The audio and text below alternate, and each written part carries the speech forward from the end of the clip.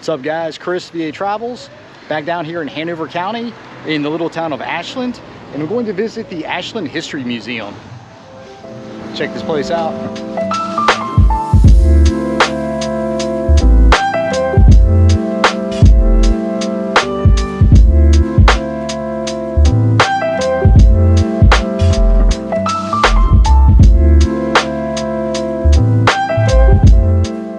Made it inside, and yeah, it looks like there's a bit to see in here, and I'll let you know admission is free. A timeline of the town's history, and it looks like it was first put on the map 1836 when the RF&P line ran through town, and at the time it was nothing but a pine forest. They would use the wood to fuel the engines.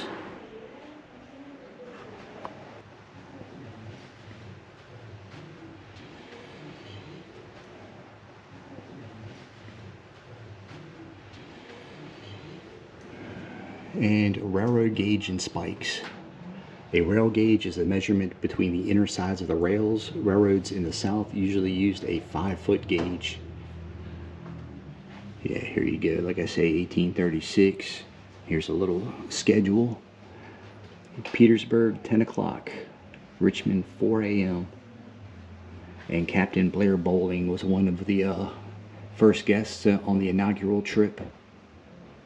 Old map of the rail line, and yeah, its head was there. Aquia Landing. You would take a ferry up to DC, and there you go. I believe this was the very first rail line in the South, if I'm not mistaken, the RF&P, like I say. And yeah, Petersburg, that was a lot of train junctions down there. And here's a map of Slash Cottage, kind of a resort slash spa that was established here 1845, and people would just come up here for the day from Richmond. Yeah, you'll see him getting off the train right there, and it quickly grew. And here's the original portion right here.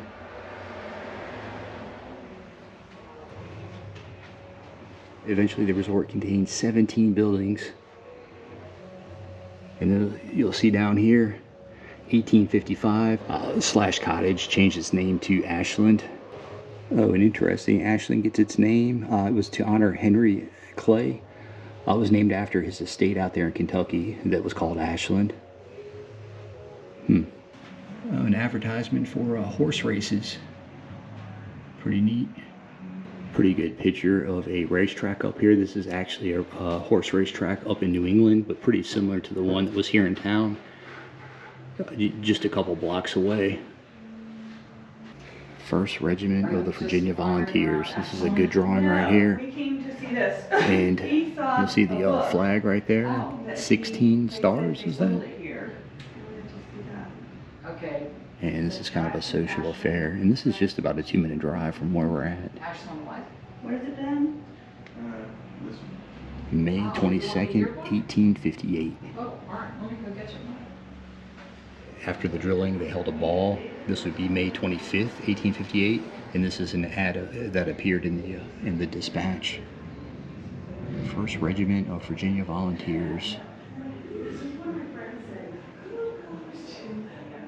The debate over secession, and yeah, Virginia originally voted to not secede, but a week later Fort Sumter kicked off, and then Abraham Lincoln whipped up the 75,000 man militia to invade the South, and a week after that Virginia voted to secede. And over here, Hickory Hill Plantation owner Williams Wickham voted against secession, but once he knew it was on the table, he started up the Hanover Dragoons.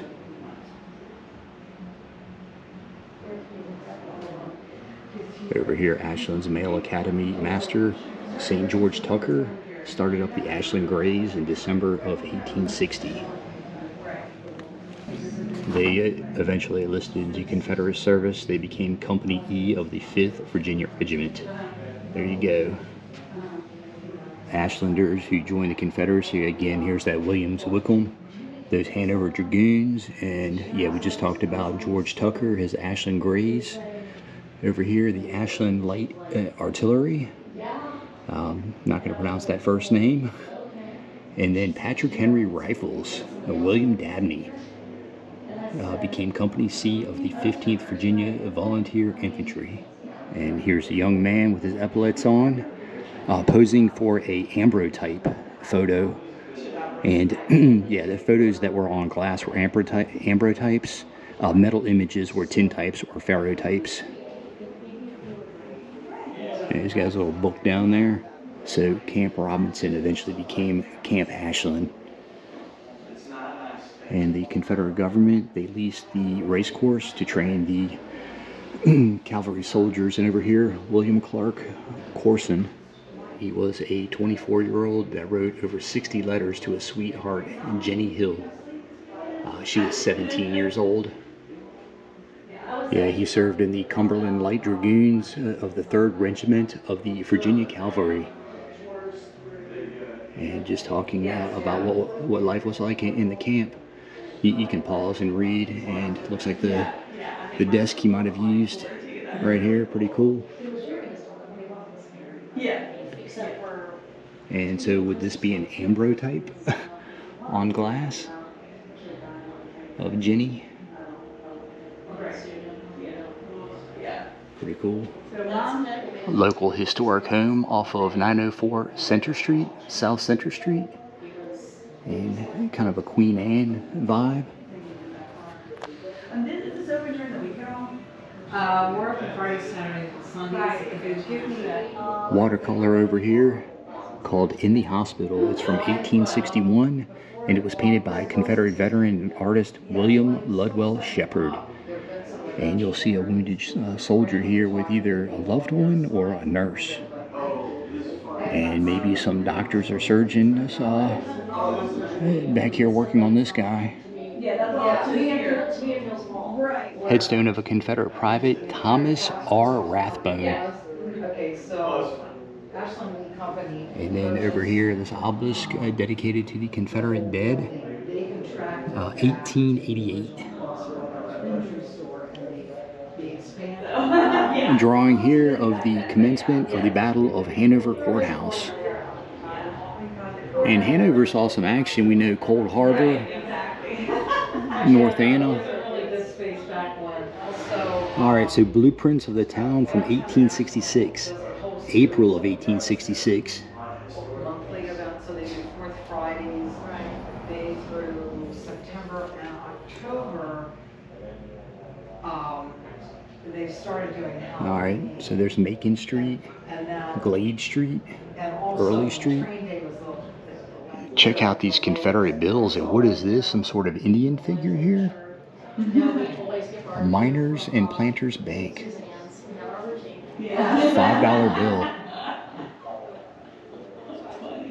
Okay. Pretty cool. And this 20 down here. Is that Alexander Stevens there? You want to open it? All right, here you go, bud. So we've got the hat of Mayor Richard Gillis Jr. He was mayor for 16 years. Pretty nice hat. And he had proclaimed Ashland the center of the universe. All right. And check out this giant safe. So if your mom has All these little compartments in here. per year, I'm happy to scan them and give it back to her when we can start filling it Yeah, out. I'm telling her, they don't have you, Mom. They don't have your ear. Yeah, so we have, actually I've got class of 1935. And it's, it's not any bigger than this. Yeah, oh my gosh. But, and we have, D.B. Cox was a local merchant. Yeah. Opened the first store in 1867, and he built 4 stores on 3 sites along the railroad tracks here downtown.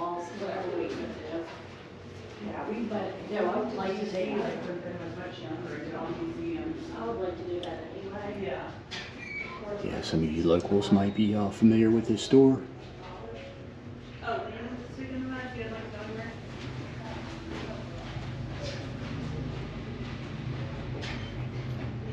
And check out this old register. I hear a train going outside. The National Cash Register Company out of Dayton, Ohio, for home and country. Pretty neat. May 25th, 1918, out of Camp Lee. Okay, so World War I going on, sentry duty. Okay, back to his own fireside. Oh wow. Yeah, in the trenches. That was a brutal war.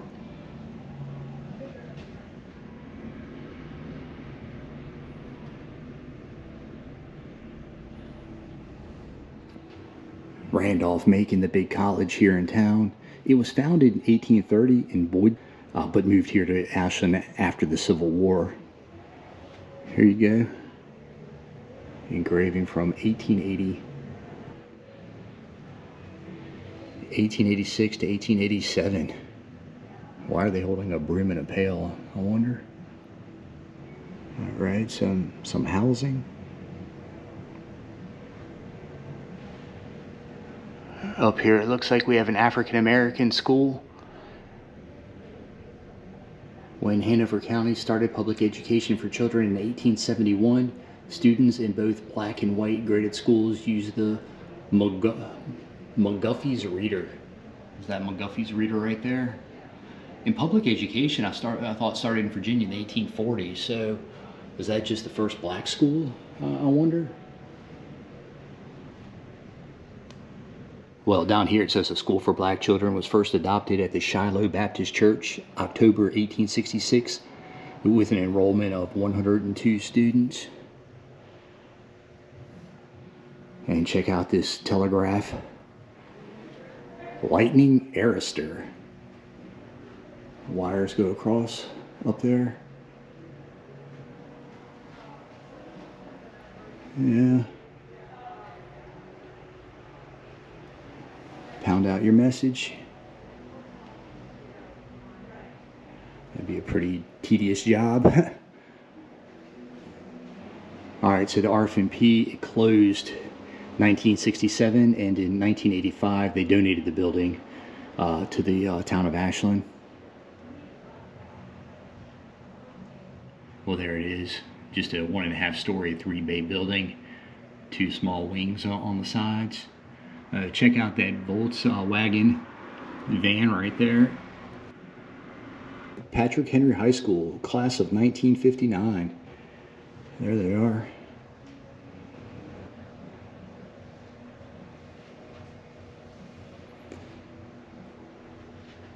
(1916).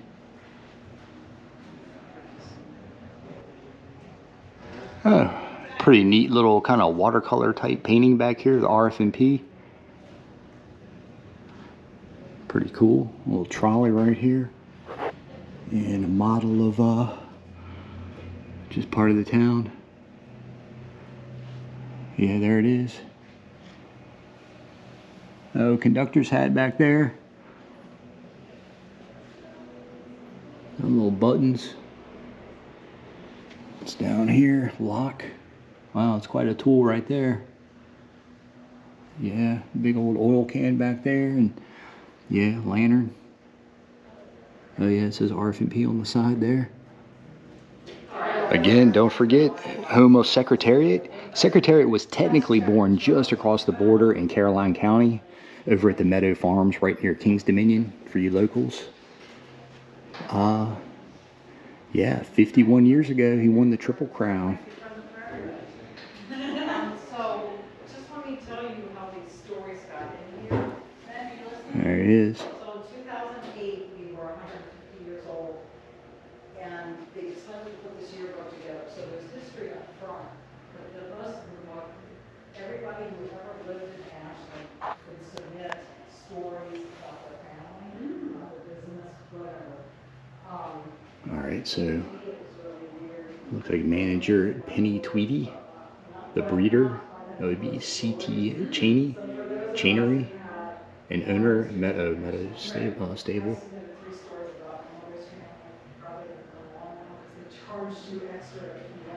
Oh my God. Preakness and Belmont down there. More pictures. There's a big one, Time magazine. Yeah.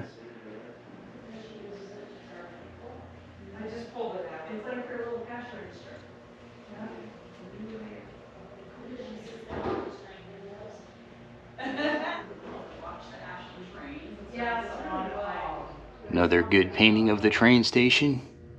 And you can tell this is from the 1950s, judging by the automobiles.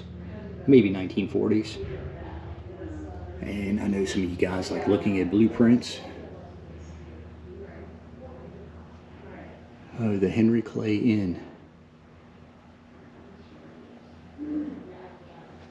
And yeah, check out this diorama.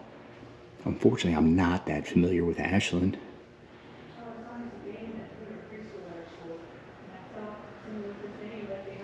But I know some of you locals will recognize some of these buildings.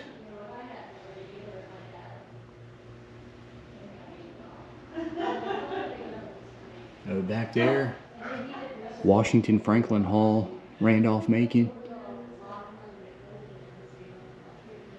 Oh, check out, yeah. I was going to say Octagon House. It's called the Octagon House. Kind of a little general store looking thing. And the Masonic Lodge, 1908. Little Catholic Church. Yeah, some houses over here. Pretty cool. Oh, so is this supposed to be, I see 1908 written back there.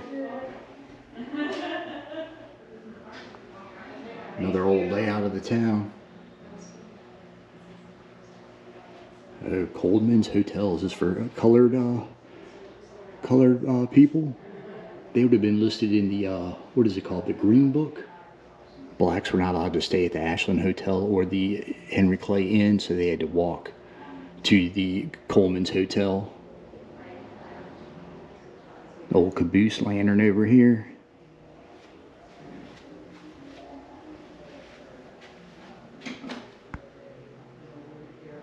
Oh, the shovel down here, it says RF&P punched in there. Used on a steam train from the 1830s until the 1960s. Oh wow, another great painting. Pretty nice house back here. Yeah, I know I've got a list a mile long of towns I want to do walkthroughs of, but I'm definitely going to do a walkthrough of Ashland. A lady on her rocking chair back there, it looks like. Yeah, nice painting. All right, so you can pause if you want to know the names of some of these buildings. So the Palmer House off Henry Clay Road. And check out the mansard roof. Oh, and there's a windmill over there to the right. That thing's surrounded by a white picket fence. Here, I'll show off some of these churches. This is the St. James, the Less Episcopal Church, it says. Congregation was organized 1866. And down here, Duncan Memorial Church. This would be a Methodist church. And this is a really old photo, but this is the Ashland Christian Church. A tiny congregation of just 7 people by the mid-1880s. And down here we've got the Woodland Cemetery. Mary Carter from the big Carter family here in Virginia. The Ashland Presbyterian Church tucked back there. And Shiloh Baptist Church. Again, really, really old. Picture right there. Banner down here. And one of the stores is where the Iron Horse restaurant sits now. She's letting me go inside the caboose. C&O for progress. It's a wooden caboose. This thing's pretty old. And I guess you walk up here probably. Ashland's Secret Treasure.